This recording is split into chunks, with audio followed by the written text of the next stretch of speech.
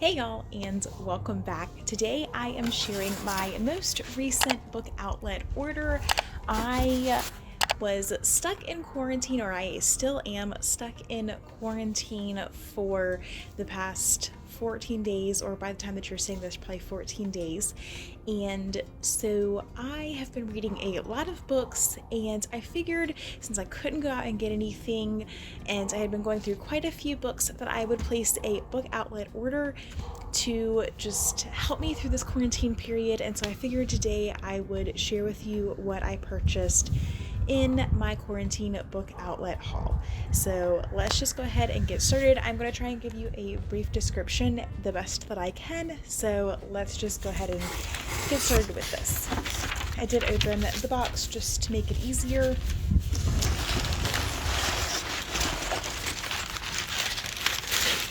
All right.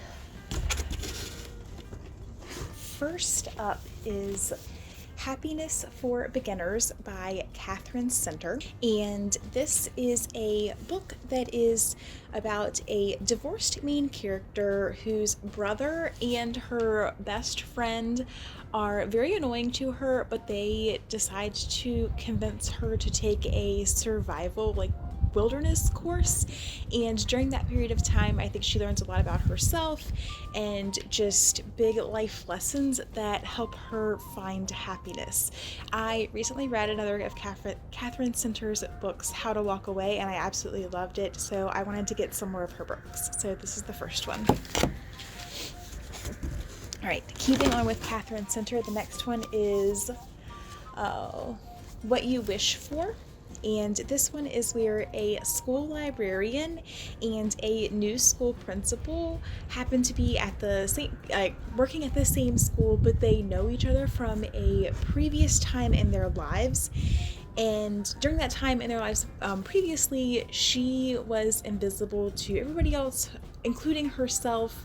And they have to go back to that previous time in their lives. Their emotional and just how they felt back then in order to save the school from new peril that is coming upon them.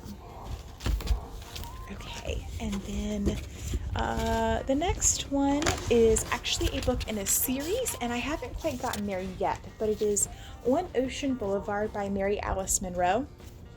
And this is in the series, like I mentioned, it is the Beach House series, so this is number 6, but I wanted to try and pick up the books when I could to start this series.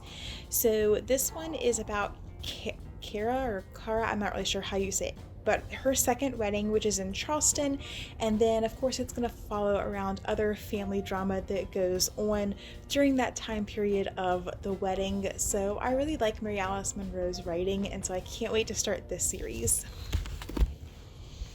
Okay, next up, so this one I did not actually go on Book Outlet looking for it. I happened to find it when I was browsing around. I think I paid like $3 for this book, so that's a really good price. But I specifically loved it because it takes place on a cruise ship, and I love matching my reading with what I'm doing. So I'm going to take this on our upcoming cruise with me. So that's basically the main reason that I got it, but it also sounds interesting. Because it is 3 friends who are going on this cruise to celebrate one of the friends' 20th wedding anniversary, but each of them are bringing their own secrets and things that they need to work out onto this cruise. And so they're just trying to make this cruise a time to get together as a reunion, but also work on their own personal lives. So I figured it would be a fun, cute read during our cruise next year. Okay, next, Christina Lauren, The Honey Don't List. I loved the first Christina Lauren book that I read, The Unhoneymooners, and so I wanted to read another one by her as well. So this one is about Carrie, who is a remodeling and decor person who is working for a couple, and then James, who is an engineer who is also going to work for this same up-and-coming design couple. The only problem is this couple can't stand each other, and they are about to go on a road trip to go around to various places to promote this new book that they've written, and Carrie and James must go with them in order to help everything stay on the tracks, because it is possible to fly off if they are not there helping this couple. So I can't wait to read this. Christina Lauren's books, their books are just so funny and so like feel good that I figured this would be a perfect summer read. Speaking of another perfect summer read, I love Mary Kay Andrews. She is an auto-buy author for me, so when I saw this one, I had to get it.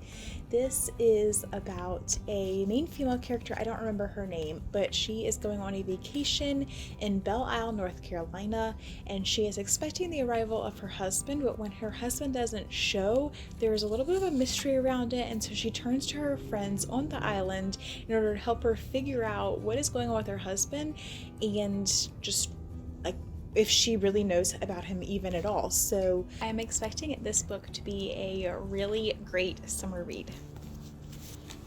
Okay, the next one, I am really looking forward to this one. I almost purchased it on my last book order purchase, but I didn't. It is The Mother-in-Law by Sally Hepworth. So this one is a daughter who is just dying for the approval of her mother-in-law's, or for her mother-in-law's approval, and it happens, and she's continued this for 5 years, or at least that's kind of what we're expecting. However, the mother-in-law is found dead with a suicide note, and there's a lot of mystery around it. She says that she couldn't take the cancer anymore, but when there was an autopsy, there was no cancer found. It looked like she was murdered, and so it's just a lot of questions around this mother-in-law and then the daughter-in-law and the family. So I think this would be a really good thriller to read this summer, so I'm very excited to get started on this one. And then the last two, the next one is Karen White Return to Trad Street. So this is also a series book. It is the fourth in the Trad Street series. So Melanie is a person who can hear ghosts, and there's some things going on in her personal life. Her boyfriend has proposed to her and she has turned him down, but that means that she is going to be a single mother, and so she's having a bit of trouble with that. But at the same time, she starts hearing the cries of a deceased baby, and they won't go away. Things continue to get worse until she decides that she has to figure out what has happened to this baby whose remains were found in the foundation of her house. So this is a wonderful series that takes place in Charleston, South Carolina as well, and I can't wait to read this next book in the series. And then last but not least, another book by Katherine, and that is Things You Save in a Fire.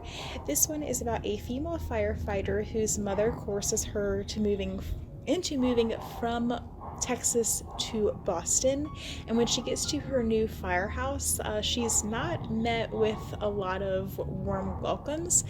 Many of the people don't really want her there, as well as it's just very different from her firehouse in Texas, but one rookie definitely has an interest in her, and so I think there's some sparks and flames there, but I'm very excited to read this one. Usually I find that Katherine Center's books are very motivational and very heartwarming, so I can't wait to figure out if this one is as well. So that is my, I think, 9-book book haul from the book outlet during this quarantine period. I hope this has maybe given you some ideas of books that you would like to get from book outlet, or just books to pick up if you were also in quarantine. So thanks for watching, and I will see y'all again soon. Bye guys.